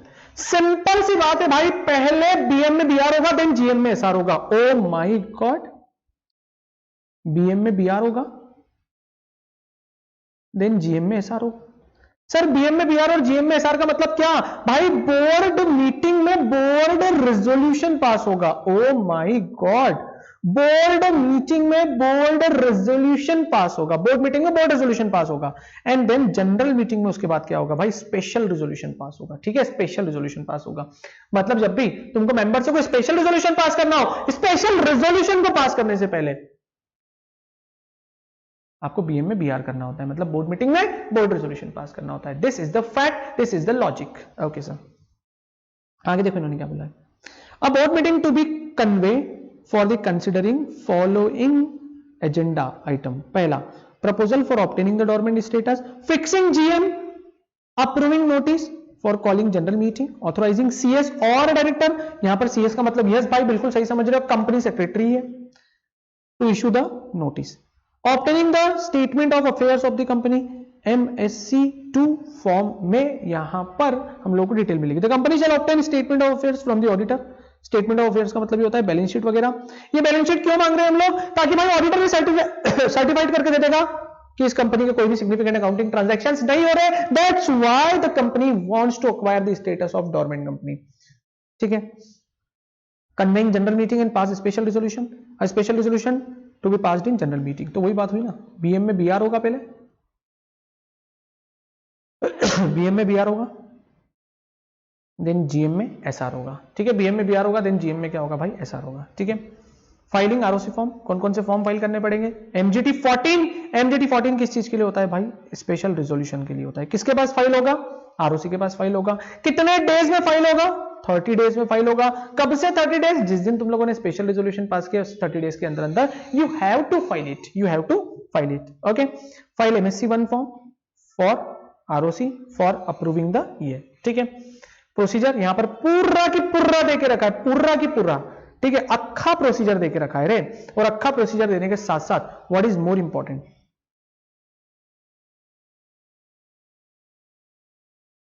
यहां पर बहुत सारे फॉर्म्स आ गए हैं। ठीक है, और इन बहुत सारे फॉर्म्स को ना हम लोगों को समझना पड़ेगा।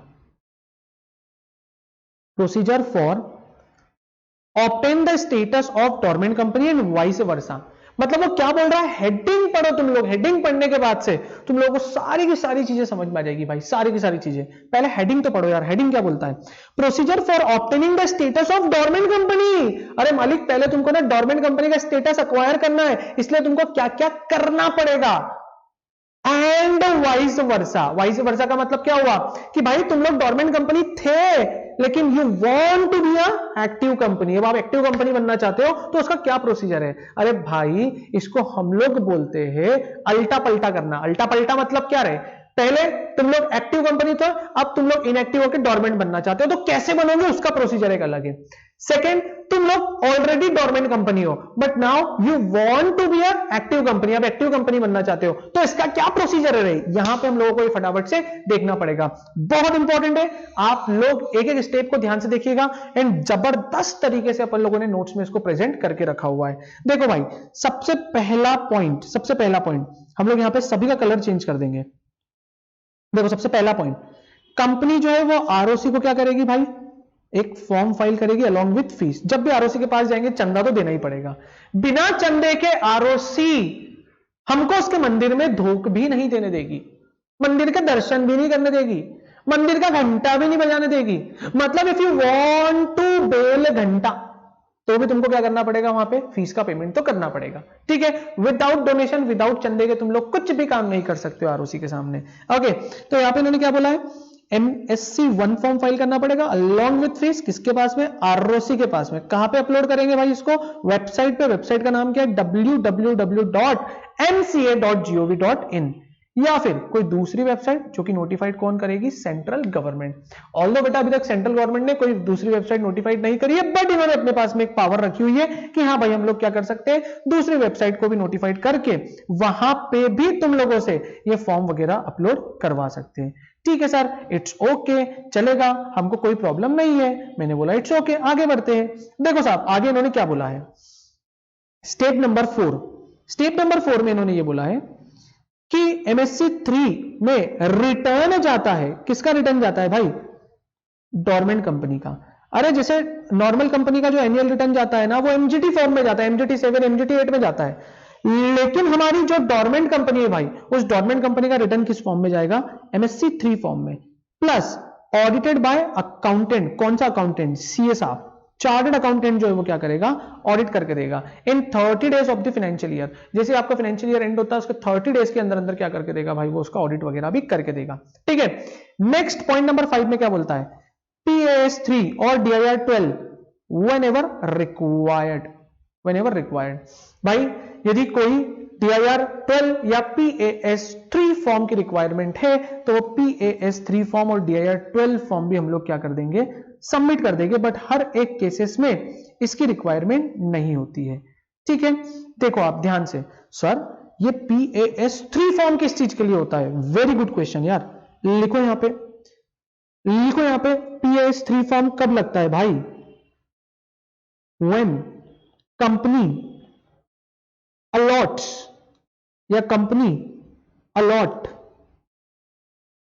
ऑफ शेयर्स और सिक्योरिटी।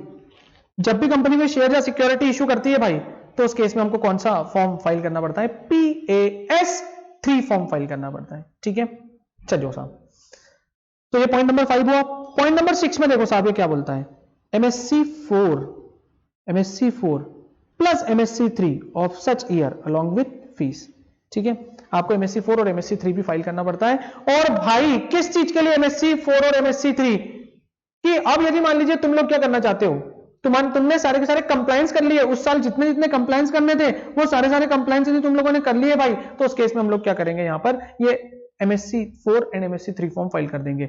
एंड भाई यदि हम लोग एक्टिव कंपनी का स्टेटस चाहते हैं, एक्टिव, अरे बधाई हो बधाई, यदि हम लोग एक्टिव कंपनी का स्टेटस चाहते हैं भाई, तो उस केस में हम लोग कौन सा फॉर्म फाइल करेंगे, यहाँ पे MSc 5 फॉर्म फाइल करेंगे।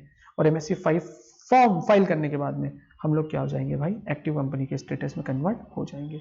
ठीक है, आगे देखो यहाँ पे इन्होंने क्या बोला है,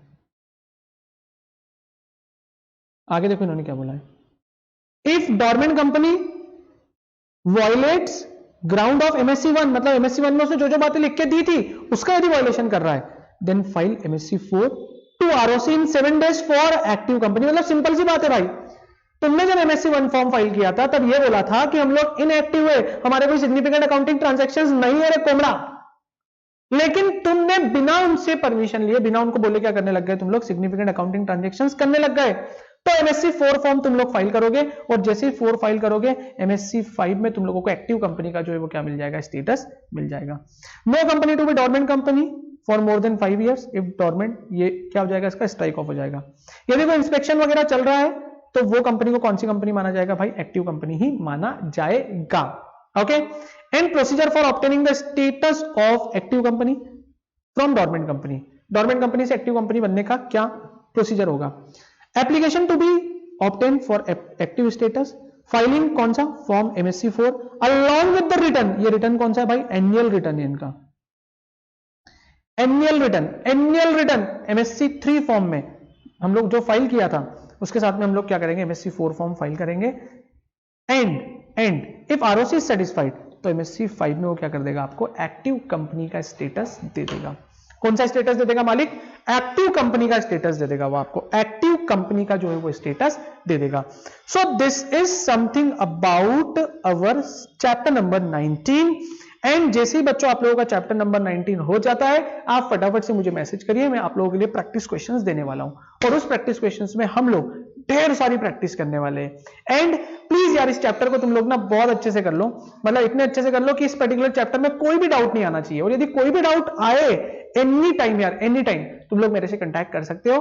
फटाफट से इस चैप्टर को कंप्लीट करो। मिलते हैं हम लोग नेक्स्ट चैप्टर में जिसका नाम है चैप्टर नंबर 20। नंबर है चैप्टर नंबर 20। नाम जब पढ़ाऊंगा तभी देख लेना, अभी नाम देख के क्या कर लोगे यार तुम लोग। तो मिलते हैं हम लोग नेक्स्ट लेक्चर में, तब तक के लिए thank you so much guys, take care. आप लोग अपना बहुत ध्यान रखेंगे।